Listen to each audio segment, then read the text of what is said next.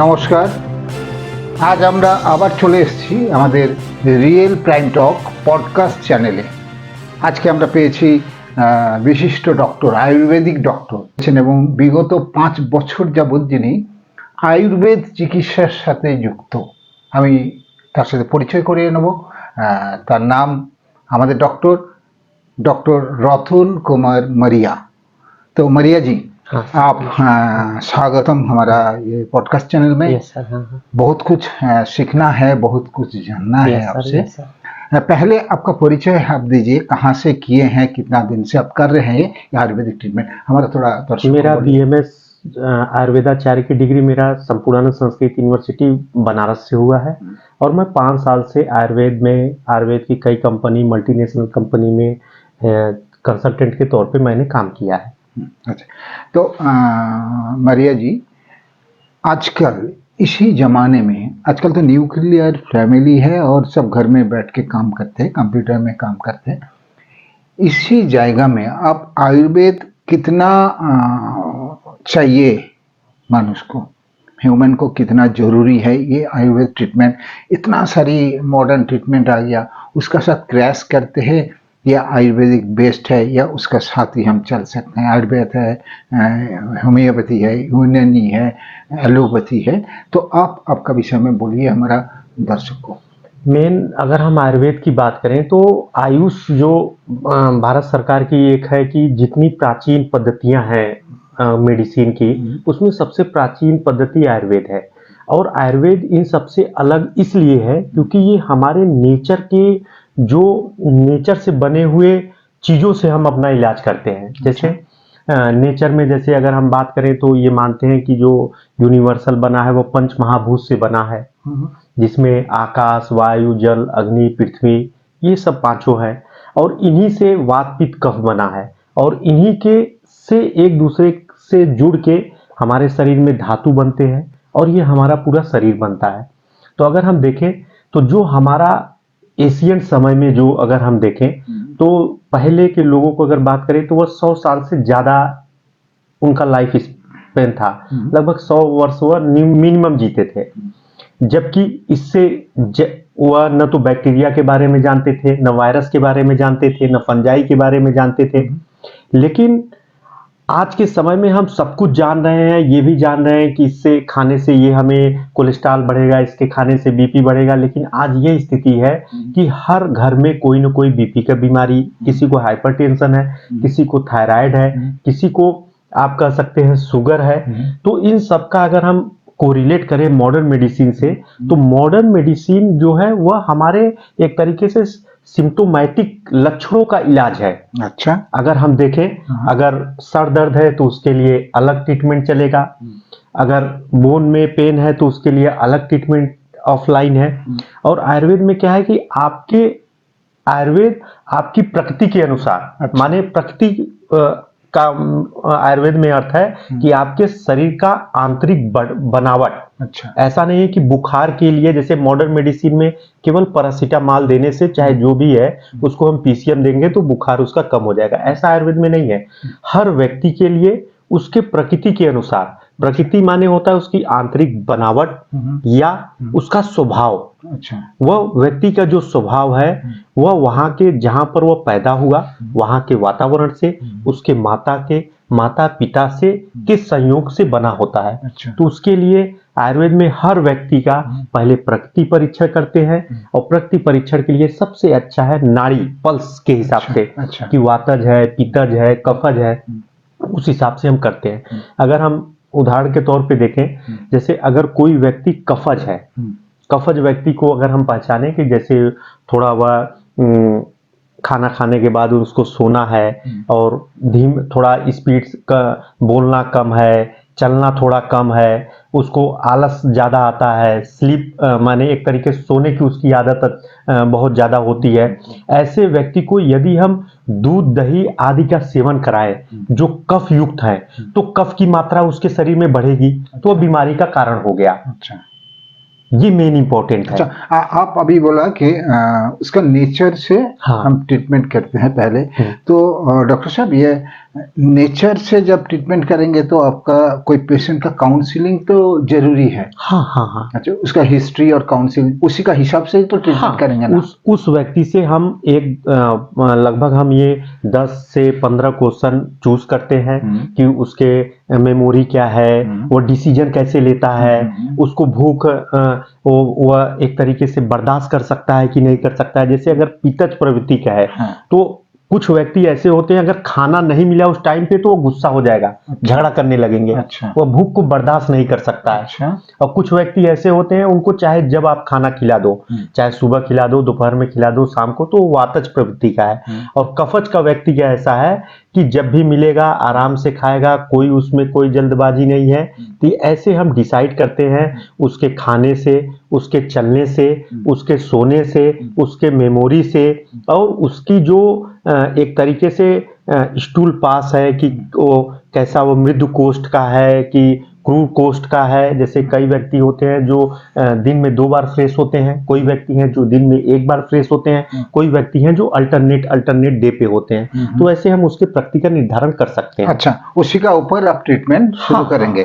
अच्छा डॉक्टर साहब, ट्रीटमेंट जब आप शुरू करते हैं, वेराइटीज कंपनी का दवाई आप लाके करते हैं या आप खुद बना के देते हैं? नहीं, या हमारा थोड़ा ऑडियंस को बोलिए। नहीं है क्या कि जैसे आयुर्वेद को कुछ लोगों ने बदनाम किया। हाँ। आयुर्वेद को किया कि ये अंग्रेजी दवाइयों को मिला के देते हैं। अच्छा। तो पहले इतना तो रिसर्च थी नहीं, लेकिन साउथ इंडिया की कुछ ऐसी कंपनी है, जैसे कोटल्लम है, वैद्य रत्नम है, धूप तापेश्वर है, और डाबर है, वैद्यनाथ है, झंडू है। तो ये सब कंपनियों ने रिसर्च किया, जो क्लासिकल पहले के तरह के जो प्रोडक्ट बनाए जाते थे उनमें क्या चीजें हैं, उन्होंने लोगों को बताया और इससे क्या फायदा है। उन सब चीजों का आज के समय में एक कॉम्बिनेशन है और उसके हिसाब से हम इलाज करते हैं। अच्छा। तो उनके पास मानक है, आयुष मंत्रालय का सर्टिफिकेट है, और वो फॉरेन में भी अपने को प्रैक्टिस को करते हैं पंचकर्मा के माध्यम से। अच्छा, पंचकर्मा ये क्या है? पंचकर्मा हमारा दर्शक नहीं जानते, थोड़ा हिंट दे दीजिए। पंचकर्मा आयुर्वेद का एक पार्ट है। ठीक ऐसा समझिए जैसे हम कार को सर्विस जब कराने जाते हैं, जब हम कार लेते हैं तो जब फर्स्ट सर्विस कराएंगे तो उसका एवरेज खुलता है, उसका एवरेज, साउंड वगैरह हर चीज जो होता है एक यूनिक आता है। तो हमारे बॉडी में जो सीजनल, जैसे अगर हम आयुर्वेद के हिसाब से अगर बात करें तो हमारा जो साल है वो 6 ऋतुओं में बटा है। माने अगर हम ठंडी की बात करें तो विंटर सीजन में हमारा कफ की मात्रा बढ़ेगी, और गर्मी में अगर हम बात करें तो वात का संचय होगा, और पित्त भी हमारा वर्षा ऋतु में बढ़ेगा। तो उसके हिसाब से हमारे शरीर से जो टॉक्सिक मटेरियल है उनको निकालने की एक विधि है। तो जिसमें हमारा है वमन है, विरेचन है, बस्ती है, नस्य है, और रक्त मोक्षण है। रक्त मोक्षण माने होता है कि आप किसी जलौका एक होता है हिरुडिनेरिया, जिसको जोक कहते हैं, जोक के माध्यम से दूषित ब्लड को शरीर से निकालना। अच्छा, ये चीजें हैं। अच्छा, पंचकर्मा का बारे में हम डॉक्टर साहब से सुने हैं, फिर भी हम एक ब्रेक लेते हैं और ब्रेक का बाद फिर हम आते हैं डॉक्टर साहब को लेके। लेकिन आप कोई मत जाइए, सुनिए डॉक्टर साहब क्या बोल रहे हैं आयुर्वेद को लेके। तब तक लिए Rajiv Roy hair and beauty salon, city mall, Sevoke road, Siliguri. Rajiv Roy hair and beauty salon, city mall, Sevoke road, Siliguri. বিরতির পর আবার আমরা ফিরে এলাম ডক্টর রতন মারিয়াকে নিয়ে।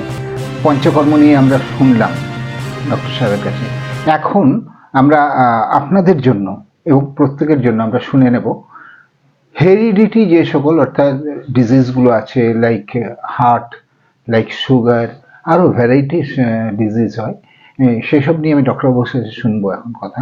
तो डॉक्टर साहब थोड़ा हमारा दर्शक को बोलिए, हेरिडिटी जो डिजीज है, जैसे कि शुगर किसी का है तो बाप का है तो इसमें आएगा, और भी बहुत सारी है, इसको लेके आयुर्वेद में क्या ट्रीटमेंट है, या ठीक हो सकते हैं या नहीं, या ठीक हो सकते हैं तो कितना दिन ट्रीटमेंट करना पड़ेगा, थोड़ा आप बताइए। और भी बहुत सारी डिजीज है, हमारा थोड़ा ऑडियंस अगर हम आज के समय में अगर हम देखें तो शुगर, अगर डायबिटीज के और हाइपरटेंशन की बात करें तो भारत में पेशेंट आप ये कह सकते हैं भारत आने वाले समय में एक तरीके से इसका कैपिटल है। अच्छा। तो उसको अगर हम, ऐसा नहीं है कि मेरे पापा को है या मम्मी को है तो हमारे अंदर भी शुगर या बीपी हो सकता है, नहीं। अगर हम अपनी डाइट, सबसे इंपॉर्टेंट है डाइट, क्योंकि जब हम खाएंगे तभी हम बीमार होंगे, जब हम खाएंगे नहीं तो बीमार नहीं होंगे। तो हमें ये देखना है कि जो, अगर मेरे पेरेंट्स को अगर हाइपरटेंशन है या उनको एक तरीके से पैरालिसिस वगैरह का अटैक आ गया, या उनको कहीं पर एक तरीके से ब्लड में कहीं आर्टरी में या वेंस में कहीं एक तरीके से ब्लॉकेज आ गया, तो हमें ये देखना है कि हमें एक्सरसाइज हमें रूटीन पे करना पड़ेगा। माने एक्सरसाइज करें, साल्ट इंटेक कम लें, जो आज के समय में, चूंकि साल्ट क्या है होता है कि हर खाने में स्वादानुसार उसकी मात्रा बढ़ती चली जाती है। अच्छा। अगर हम वेजिटेबल्स खाएंगे तो नमक की मात्रा सबसे कम होती है। अगर हम कोई फास्ट फूड खाएंगे तो उसमें ज्यादा, उससे ज्यादा रहेगा। अगर हम कोई और नॉनवेज वगैरह खाएंगे तो उसमें और भी ज्यादा रहेगा। अच्छा। और वह हमारे शरीर के लिए नुकसानदायक है।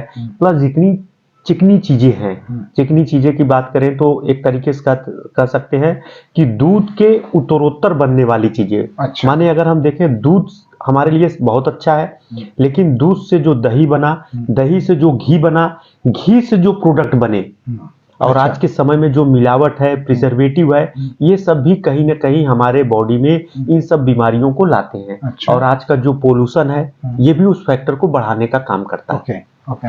और आयुर्वेद में ट्रीटमेंट क्या है? किसी का शुगर ज्यादा हो गया, मतलब पैंक्रियास काम करना कम कर दिया, या किसी का ब्लॉकेज आ गया, इसमें आयुर्वेद का ट्रीटमेंट है? और है तो कितना सक्सेस रेट है? देखिए, अगर हम बात करें, जैसे अगर हार्ट की बीमारी है तो सबसे बढ़िया अगर हम देखें तो हार्ट के पेशेंट की कई अच्छी अच्छी कंपनियों के टैबलेट हैं, और एक तरीके से औले हैं और आसव हैं। आसव माने लिक्विड फाई, कई औषधियों को मिला के बना है, क्योंकि आदमी घर पे काढ़ा तो बना नहीं सकता, उतना टाइम है नहीं। तो इसके लिए आसव है, आरिस्ट है, कई चीजें हैं। जैसे अगर हम देखें तो अर्जुनारिष्ट है ना, मुक्तावटी है, प्रभाकर वटी है। अगर हम इन सब चीजों का अगर हम प्रयोग करें तो पेशेंट का और एक डॉक्टर के देखरेख में करें, क्योंकि प्रकृति के अनुसार हमको देना है। अच्छा। पहले हमको ये देखना है कि वह पेशेंट का प्रकृति क्या है, अच्छा। उस हिसाब से देना है। अच्छा। और हम क्या है कि गए मेडिकल स्टोर पे जैसे इंग्लिश दवा खाते हैं कि उनको ये दवा सूट किया, वही दवा हमको खाना है। तो यहीं पर एक निगेटिव फीडबैक आयुर्वेद का जाता है। अच्छा। ये चीजें हैं। अच्छा।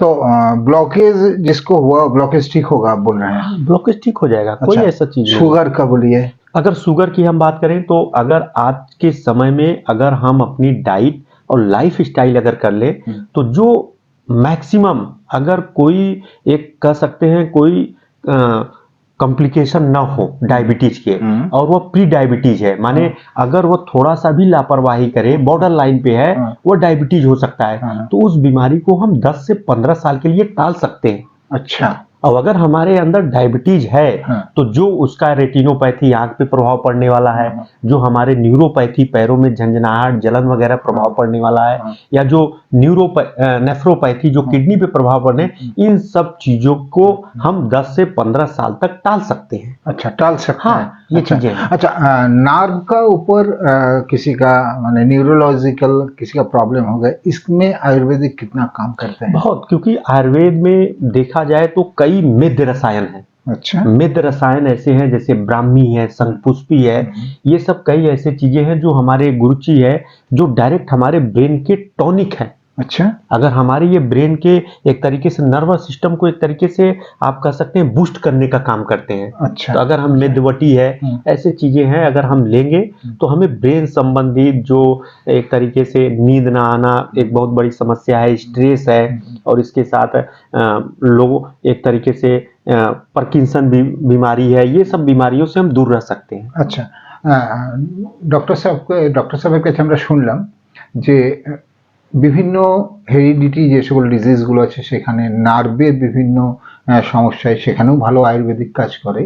এবং উনি বললেন যে সুগারের ক্ষেত্রেও কিন্তু আমরা 15-20 বছর কিন্তু সেই সুগারটাকে কমিয়ে দিতে পারি। এটা হচ্ছে আয়ুর্वेदिकेर गल्प। এবং आयुर्वेदिकेर আমি জেনে নিচ্ছি डॉक्टर साहब, बोलिए आयुर्वेदिक का साइड इफेक्ट कितना है? क्या हम जानते हैं वो फिजिकल में हम पढ़े भी हैं, जिसका इफेक्ट नहीं है उसका साइड इफेक्ट भी नहीं है। तो साइड इफेक्ट के बारे में थोड़ा हमारा ऑडियंस को बोलिए, क्योंकि कोई ना जान के भी बहुत सारी मेडिसिन खा लेते हैं। उसमें क्या करना चाहिए? रजिस्टर्ड डॉक्टर का पास जाना चाहिए, उसको रसाला करना चाहिए, फिर डॉक्टर जो प्रेस्क्रिप्शन करेगा वही लेना चाहिए। तो बोलिए मैडम। हाँ, मेन ये है, जैसे मैंने कहा कि पहले तो हमें पता होना चाहिए कि व्यक्ति की प्रकृति क्या है। हाँ। तब हम उस टैबलेट को, मेरे पास ऐसा नहीं है, आयुर्वेद में एक अच्छाई है कि एक रोग के लिए 100 दवाइयां हैं। अच्छा। और एक दवाई 100 रोगों में काम करता है। अच्छा, ये भी है। अच्छा। सबसे अच्छा। और उसको हम कई रूप में ले सकते हैं, टैबलेट के रूप में ले सकते हैं, कैप्सूल के रूप में ले सकते हैं, चूर्ण के रूप में ले सकते हैं, लिक्विड के रूप में ले सकते हैं, जो पेशेंट को जो अच्छा लगे। अच्छा। हाँ, ये सुविधा है आयुर्वेद में। लेकिन हमें ये देखना है कि पेशेंट के साथ वैरी करता है ट्रीटमेंट। ओके। तो इसीलिए जब भी आप आयुर्वेद दवा लें तो एक बार आयुर्वेदिक डॉक्टर से जरूर सलाह लें, क्योंकि जो व्यक्ति वातज का है वह कफज का दवा ले लिया, हाँ, पित्तज का दवा ले लिया, तो जो उस व्यक्ति को सही हुआ ये इस व्यक्ति को नहीं सही हो सकता है, उसके लिए वह एक तरीके से साइड इफेक्ट हो जाएगा। আচ্ছা, তো ডক্টর বাবুর কাছে শুনলেন যে সাইড এফেক্ট হয়ে যাবে, আমরা কেউ কিন্তু নিজেরা এই আয়ুর্বেদিক চিকিৎসা করব না, বা পড়ে নিলাম কোথাও কিংবা মোবাইল থেকে শুনে নিলাম, সেখানে সেইভাবে আয়ুর্বেদিক ট্রিটমেন্ট করা যাবে না। এবং আয়ুর্বেদিক ট্রিটমেন্ট করতে গেলে নিশ্চয়ই একজন রেজিস্টার্ড ডাক্তারের কাছে আসবে। এবং আমাদের ডক্টর রতন মরিয়া আছেন, ওনার নিজস্ব চেম্বার আছে এখানে, এবং উনি 5 বছর যাবৎ প্র্যাকটিস করছেন এই आयुर्वेद নিয়ে। এবং নিজেও डॉक्टर আমি खुद भी मेडिसिन बनाते हैं क्या? नहीं, अभी तो हमारा मेन है कि ओपीडी के साथ साथ पंचकर्मा सेंटर खोलने का। पंचकर्मा हाँ, सेंटर। तो मेरा ये है कि अभी फार्मेसी क्या है, एक अलग चीज है, हमें लाइसेंस की जरूरत है। हाँ। और मानक उसके अलग होते हैं।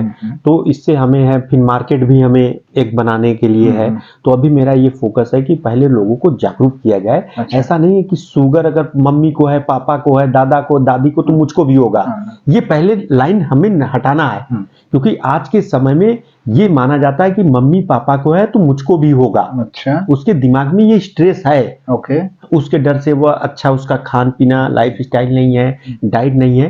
तो जो कई बीमारियां हैं जिसको हम एक कह सकते हैं केवल जागरूक अगर कर दें तो उसके माध्यम से हम समाज से निकाल सकते हैं। ये चीजें हैं। ओके। तो डॉक्टर साहब आपका साथ कांटेक्ट करें तो कैसे करें? आपका फोन नंबर? हाँ, ये जो नीचे मेरा नंबर है, हाँ। तो इस पे आप कांटेक्ट कर सकते हैं। हाँ। और कोई भी बीमारी हो, कोई उसमें नहीं, चाहे मेल फीमेल, इनफर्टिलिटी, कुछ भी बीमारियां हैं आपको। हाँ, इनफर्टिलिटी में कैसे काम करते हैं? इनफर्टिलिटी के लिए अगर हम बात करें तो आयुर्वेद में इसके लिए तो अलग एक डिपार्टमेंट है। अच्छा। बाजीकरण। अच्छा। आयुर्वेद जो है इसको 8 भागों में बांटा गया है। अच्छा। उसमें एक बाजीकरण है। एक बाजीकरण है। तो बाजीकरण में मेल के लिए क्या क्या किया जाए, फीमेल के लिए क्या क्या अच्छा है। अच्छा। ये सब चीजें वहां पर है। इससे यूनिक कहीं है ही नहीं है। अच्छा। ये तो डॉक्टर बाबूर কাছে আমরা শুনলাম অনেক কথা। तो डॉक्टर साहब नेक्स्ट डे फिर भी आपको हम चाहते हैं, हमारे ये एपिसोड में बहुत कुछ और भी जानने का है, क्या खर्चा है, क्या क्या है और भी। तो আমরা ডক্টর বাবুকে নিয়ে আবার আসছি পরের এপিসোডে। ততক্ষণের জন্য আজকে আমাদের এখানেই শেষ করছি। আপনারা সঙ্গে থাকুন, সাথে থাকুন। নমস্কার।